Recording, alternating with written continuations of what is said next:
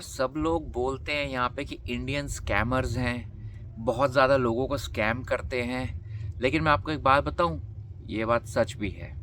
यार कनाडा में इतने सारी स्कैम कॉल्स आती हैं और इतने सारे मैसेजेस आते हैं वो लिंक्स के साथ कि जिसको आप क्लिक करोगे तो आपका पूरा फ़ोन हाईजैक हो जाएगा, आपके बैंक अकाउंट से पैसे निकल जाएंगे।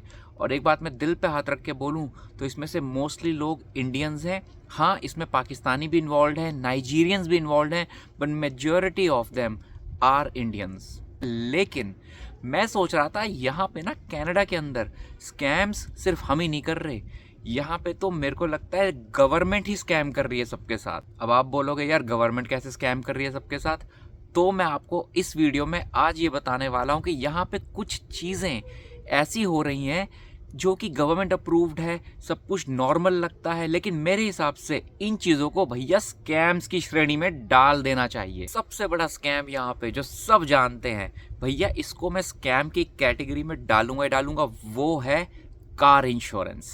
कनाडा पहला कंट्री नहीं है जहां मैं रहने आया हूं, जहां मैं मूव हुआ हूं। इससे पहले मैं न्यूजीलैंड में रहता था और मैं दुबई में भी 7 साल करीबन रह चुका, और इंडिया में तो खैर मैं इंडियन हूं तो इंडिया में तो बहुत साल रहा ही हूं। कार इंश्योरेंस के जो हाल मैंने इस कंट्री में देखे, कनाडा में, वो कहीं पे नहीं देखे। और इन लोगों ने रूल्स ही ऐसे बनाए हुए हैं कार इंश्योरेंस के कि आप कुछ कर भी नहीं सकते। आपको कार इंश्योरेंस मुंह मांगी कीमत जो वो मांगेगी कार इंश्योरेंस कंपनी, वो देनी ही पड़ेगी। आपके पास कोई चॉइस है ही नहीं सिवाय अपना कटवाने के। फॉर एग्जाम्पल, आप अगर इंडिया में रहते हो, या इंडिया छोड़ो मैं कहता हूँ आप दुबई में भी रहते हो, तो दुबई में आप कार इंश्योरेंस देते हो। मान लो आपने ले लिया एक होंडा सिविक, ठीक है, उसकी कार इंश्योरेंस होगी, चलो मान लो 3,000 दिरहम पर ईयर, मान लो रफली $1,000 पर ईयर। तो ये कार इंश्योरेंस पूरी दुबई की और मोस्ट लाइकली पूरे यूएई एज अ कंट्री की फिक्स होगी एक कार मॉडल के ऊपर। अब यही चीज़ अगर कनाडा में होती है तो आप कार मॉडल तो छोड़ ही दो, उसमें तो स्कैम है ही है, लेकिन आप कहाँ रहते हो, आपका पोस्टल कोड क्या है एड्रेस का, उसके ऊपर आपकी कार इंश्योरेंस बदल जाती है। एक बात समझ में आती है कि चलो आपकी ड्राइविंग हिस्ट्री खराब रही है, आपने एक्सीडेंट मारा हुआ है, इंश्योरेंस क्लेम लिया हुआ है, तो अगली बार जब आप इंश्योरेंस रिन्यू कराने जाओगे तो आपको उसका भाई भुगतान तो देना पड़ेगा। ये बात मैं एग्री करता हूँ। लेकिन मैं जहाँ रहता हूँ और अगर मैं 10 सालों से गाड़ी चला रहा हूँ, 20 सालों से गाड़ी चला रहा हूँ और मेरी क्लीन हिस्ट्री है, तो मैं कार इंश्योरेंस के इतने नाजायज प्राइसेस कनाडा के अंदर क्यों दे रहा हूँ, मुझे ये बात बिल्कुल समझ नहीं आ रही है। मान लो आपके पास होंडा सिविक है और आप 10 साल से गाड़ी चला रहे हो और आपका मंथली प्रीमियम आ रहा है $200 पर मंथ। और मेरा एक दोस्त है, वो भी 10 साल से गाड़ी चला रहा है और उसकी भी क्लीन हिस्ट्री है मेरी तरह, और वो भी Honda civic exact model exact trim चला रहा है। लेकिन फ़र्क सिर्फ ये है कि वो रहता है ब्रैम्पटन में और मैं रहता हूँ मान लो बर्लिंगटन में। ये दोनों ही जगहें जीटीए में है, टोरंटो में, ठीक है, टोरंटो के पास ग्रेटर टोरंटो एरिया में है, जीटीए में है। दोनों की हिस्ट्री सेम है, दोनों ड्राइवर्स की प्रोफाइल सेम है, एज भी सेम है, ड्राइविंग हिस्ट्री भी सेम है, सब कुछ सेम है। लेकिन क्योंकि आप ब्रैम्पटन में रहते हो, वो भाई साहब देगा सेम गाड़ी की पर मंथ इंश्योरेंस $300 महीना, और मैं मान लो बर्लिंगटन में रहता हूं तो मैं दूंगा $125 महीना। अब इस बात को आप चोर बाजारी नहीं बोलोगे, स्कैम नहीं बोलोगे, गवर्नमेंट से अप्रूव्ड स्कैम नहीं बोलोगे, तो क्या बोलोगे? इसमें साफ साफ सी बात है कि गवर्नमेंट और इंश्योरेंस कंपनियां मिली हुई हैं। बिना गवर्नमेंट के अप्रूवल के तो ये हो नहीं सकता, और इंश्योरेंस कंपनी इस बात का फ़ायदा उठा रही है। अरे भाई मान लिया ब्रैम्पटन एक ऐसी जगह है जहाँ पे बहुत कार इंश्योरेंस क्लेम्स आते हैं, नकली क्लेम्स भी बहुत आते हैं, एक्सीडेंट्स भी लोग बहुत मारते हैं, क्योंकि सब अपने देसी भाई लोग वहाँ ज़्यादा रहते हैं और वो इंडियन स्टाइल में गाड़ियाँ चलाते हैं। लेकिन उसकी पेनल्टी मैं क्यों भरूँ? मैं तो एक साफ़ सुथरा आदमी हूँ, मैं सिर्फ ब्रैम्पटन में रहता हूँ, इस बात का मेरे को इस पे पेनल्टी देनी पड़ रही है। कार इंश्योरेंस सेम होनी चाहिए, और अगर आपको नहीं रखनी सेम मॉडल की तो आप इंश्योरेंस ड्राइवर को उसकी हिस्ट्री के हिसाब से दो। एक क्लीन रिकॉर्ड वाले की इंश्योरेंस कम होनी चाहिए, is as simple as that.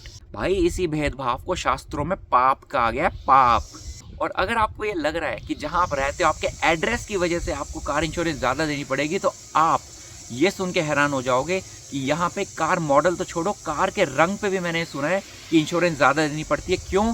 क्योंकि रेड कलर की अगर होंडा सिविक आप चला रहे हो तो वो ज़्यादा इंश्योरेंस में आएगी, और अगर आप वाइट कलर की चला रहे तो उसकी इंश्योरेंस थोड़ी सी कम होगी। ये बात मैंने कई लोगों से सुनी है, लेकिन ये कहाँ तक सच है इसकी कन्फर्मेशन मुझे ऑफिशियली तो नहीं है। अगर आपको पता है तो कमेंट्स में ज़रूर बताओ यार मेरे को। ये आवाज़ें सुनाई दे रही हैं आपको, पीछे कोई बाइक चला रहा है बहुत तेज़, कोई अपना बैकयार्ड में काम कर रहा है। मैंने भी आज सुबह घास काटी और अभी थोड़ी देर में मैं स्विमिंग पूल भी साफ़ करूँगा। फिर मैंने बेसमेंट में भी बहुत सारा काम किया, क्योंकि भाई आ गई है गर्मियाँ, धूप तेज़ है, 18 डिग्री टेम्परेचर रखा है, 18-20 डिग्री मस्त मौसम रखा है। इसका मतलब यह है कि अब लोग निकलेंगे और अपनी बाइक्स चलाएंगे, ज़ोर ज़ोर से गाड़ियाँ चलाएंगे, गाने बजाएंगे, बैकयार्ड में काम करेंगे, वीकेंड्स पे हर कोई प्रोजेक्ट्स लगाएगा। तो इस वजह से आपको इस वीडियो में थोड़ी डिस्टर्बेंस आएगी, क्योंकि महंगा माइक मैं यूज़ नहीं कर रहा, ना हम गरीब आदमी हैं भैया। हम सिंपल फ़ोन का, एंड्रॉयड फ़ोन का, सैमसंग का माइक्रोफोन यूज़ करते हैं, सिंपल सी बात। चलो, कार इंश्योरेंस के स्कैम की तो बात हो गई। अब दूसरी यहाँ पे सबसे बड़ी प्रॉब्लम क्या है, कनाडा में हम लोग, जितनी भी जनता है, वो हर चीज़ के प्राइस ज़्यादा देती है। क्यों? क्योंकि यहाँ पे ओलिगोपोली है, जो हम ओलिगोपोली बोलते हैं इंडिया में, बचपन से यही सुना था। यहाँ के वो ओलिगोपोली हो गया है, तो वो यहाँ पे है। For example mobile phone bill. क्या आपको पता है कि कनाडा के अंदर मोबाइल फ़ोन के जो रेट हैं प्लान्स के, वो one of the highest, most expensive in the world हैं। जब कंपनियाँ 2-3 हैं तो ऐसा ही होगा, और क्या होगा। उन्होंने मोनोपोली तो नहीं, लेकिन ओलिगोपोली के साथ बहुत ही ज़्यादा लूटने का प्रोग्राम कर रखा है लोगों को। अब आप बोलोगे अरे 2-3 थोड़ी हैं, यहाँ तो 8-10 कंपनियाँ हैं। हाँ, लेकिन वो उन 2-3 के अंदर ही आती हैं।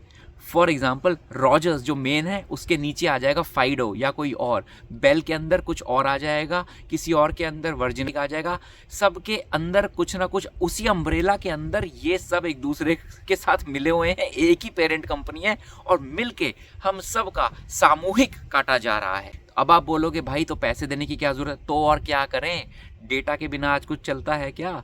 डेटा हर किसी को चाहिए, हर किसी को टिकटॉक करना है, इंस्टाग्राम करना है, इंटरनेट तो चाहिए ना, घर पे तो चाहिए, काम करना है, पढ़ाई करनी है, कुछ भी चाहिए। इस बात का ये बहुत ज़्यादा फ़ायदा उठा रही है कंपनियाँ। तो भाई सॉल्यूशन तो सिंपल है, कंपटीशन बढ़ाओ मार्केट के अंदर, ज़्यादा कंपनी को एंटर करने दो, आराम से ओलिगोपोली ख़त्म हो जाएगी और आपको ज़्यादा प्लान मिलेंगे, जैसे इंडिया में होता है और या और भी बहुत सारी कंट्रीज़ में होता है। तो यहाँ क्यों नहीं हो पा रहा है? तो बाबू, इसमें भी गवर्नमेंट मिली हुई है इन बिलियनियर्स के साथ, जो रॉजर्स, बेल जैसी कंपनियां चला रहे हैं। अमेरिका ने बहुत बार ट्राई किया है यहाँ पे घुसने का, अपना AT&T, वेराइजन, इन कंपनियों को लाने का। इनको पता है कि अगर अमेरिकन कंपनियां यहाँ पे आ गई या इंडिया से एयरटेल आ गया, तो भाई साहब इनको पूछेगा ही कोई नहीं, क्योंकि वो ऐसे रेट पे ऐसे ऐसे प्लान्स निकालेंगे कि इनकी तो मार्केट ही मर जाएगी। तो सौ बात की एक बात यह है कि यहाँ पे ये सब हो सकता है, लेकिन गवर्नमेंट मिली हुई है, ब्यूरोक्रेसी इतनी ज़्यादा है, रूल्स एंड रेगुलेशन इतने ज़्यादा हैं कि वो सिर्फ उसी चीज़ को फेवर करते हैं जो कैनेडियन हो। तो बाहर से अगर कोई एंटर करने की कोशिश करता है, जो इनको पता है कि इनकी जो रॉजर्स और बेल और जिनकी सांठ-गांठ है गवर्नमेंट के साथ, उनको नुकसान होने वाला है, तो ये ऐसे तरीके से लूप होल्स डाल देंगे, ऐसे तरीके से चीज़ें बना देंगे कि भाई इनकम उनकी होए, बाहर से कोई घुस ना पाए, ये लोग कमाए और हम और आप अपना कटवाते रहे, और मजबूरी में जो ये पैसे मांग रहे, जायज़ नाजायज़, वो हमें देने ही पड़े। मैं इंडिया जाता हूँ, मुझसे मेरे दोस्त बोलते हैं भाई आईफोन ले आइयो। मैं बोलता हूँ भाई मैं कनाडा में बैठा हूँ, अमेरिका का पड़ोसी, अमेरिका के साथ जरूर बैठा हूँ, लेकिन ज़मीन आसमान का फ़र्क है प्राइसिंग में, मार्केटिंग में। हम यहाँ पे आईफोन लेंगे, उसके ऊपर टैक्स अलग भरेंगे, और अमेरिका में तो कितने स्टेट्स में इलेक्ट्रॉनिक्स पे कोई टैक्स है ही नहीं, और वैसे ही आईफोन का रेट कनाडा से भी कम है। इसलिए हम नॉर्थ अमेरिका में हैं, USA कंट्री के साथ बैठे हैं, लेकिन हम जो पैसे दे रहे हैं सर्विसेज के और USA में जो कॉस्ट ऑफ लिविंग है, भाई सब बहुत फ़र्क है। तभी अमेरिका में कॉस्ट ऑफ लिविंग कम है, घरों के रेट कम है, सर्विसेज के रेट कम है, और सर्विस वैल्यू बहुत ज़्यादा है। और जब स्कैम्स की बात चली रही है, लीगल स्कैम्स की बात चली रही है, तो एक और चीज़ जो मैंने यहाँ पे देखी है वो है, आपने कभी सोचा नहीं होगा, एयर फेयर। आप यकीन मानोगे, जितने पैसे मुझे कनाडा से कनाडा ट्रैवल करना है, मान लो मुझे टोरंटो से कहीं दूर जाना है, वैंकूवर जाना है, तो अगर मुझे $1000 की रिटर्न टिकट मिल रही है, भाई साहब इतने ही $1000 रिटर्न टिकट में मैं अमेरिका होके आ सकता हूँ। अब आप बोलोगे लेकिन अगर मैं टोरंटो से फ्लोरिडा जाता हूँ, वो फ़्लाइट छोटी है यहाँ से कैलगरी या वैंकूवर जाने के लिए, बात ठीक है, फ़्लाइट का फ़र्क है, लेकिन यार इंटरनेशनल और डोमेस्टिक फ़्लाइट के चार्जेस अलग होते हैं। वो तो इंटरनेशनल फ़्लाइट में आ गई, उसकी सर्विस अलग होती है। यहाँ पे डोमेस्टिक है, आप विद इन कंट्री ट्रैवल कर रहे हो, लेकिन इतने ज़्यादा प्राइसेस। और अभी तो मैं मेन शहरों की बात कर रहा हूँ। अगर आपको टोरंटो से कहीं अप नॉर्थ, कहीं यूकॉन वगैरह जाना है, कहीं पे जाना है, तो आप फ़्लाइट ड्यूरेशन, स्टॉप ओवर के साथ और फ्लाइट के प्राइसेस देख के आप आपका दिमाग फट जाएगा कि भाई साहब आप क्या लग्जरी हॉलीडे पे जा रहे हो क्या एक इकोनॉमी क्लास प्लेन में। तो 100 बात की एक बात यह है कि मैं ऐसी कुछ चीज़ों को जो कि मैंने यहाँ पे आपको बताई, फ़ोन बिल्स, फ्लाइट चार्जेस, और जो सबसे बड़ी चीज़ है वो है कार इंश्योरेंस, जो हर इंसान को यहाँ पे कार चाहिए और वो चीज़ सबसे ज़्यादा परेशान करती है सबको। ये मुझे लगता है कि एक गवर्नमेंट अप्रूव्ड स्कैम्स हैं भाई साहब, माने या कोई ना माने। मुझे तो कभी कभी ये लगता है कि यहाँ की गवर्नमेंट को ये है प्लान कि एक लेवल से ऊपर जो कुछ लोग हैं यहाँ पे जो बहुत अमीर है, मल्टी मिलियनियर्स बिलियनियर्स हैं, एक लेवल से ऊपर आम जनता को अमीर बनने नहीं देना है। आपको क्या लगता है, कोई और स्कैम है आपके दिमाग में जो मैंने मिस किया? आप कुछ बताओ कमेंट्स में, तो मैं उस पर एक और वीडियो ज़रूर बनाऊंगा। फिर अगले वीडियो में मिलेंगे और तब तक वेलकम टू कनाडा।